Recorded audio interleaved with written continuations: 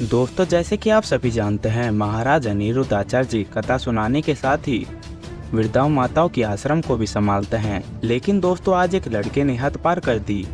वह अपनी माँ को बीच कथा में ही छोड़ गया और चला गया वहाँ से। दोस्तों, इस माँ की दुर्दशा देखकर आप सभी की आंखें नम हो जाएंगी।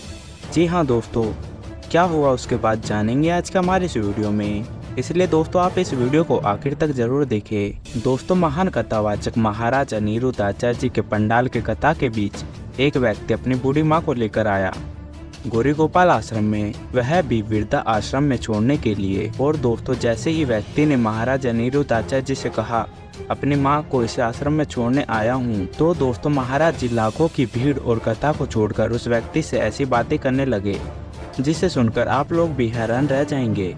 जी हाँ दोस्तों, जब महाराज अनिरुद्धाचार्य जी ने उस व्यक्ति से पूछा आप अपनी माँ को वृद्धाश्रम क्यों छोड़ना चाहते हैं, तो वह व्यक्ति कहता है महाराज जी मेरी पत्नी की तबीयत ठीक नहीं है।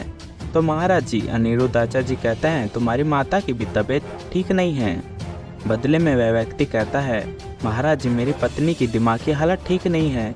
यह सुनकर व्यक्ति के मुंह से महाराज जी कहते हैं फिर तो अपनी पत्नी को वृद्धाश्रम लाना चाहिए, उनकी दिमागी हालत को हम ठीक कर देते। यह सुनकर पंडाल में बैठे लोग भी फूट फूट कर हंसने लगे।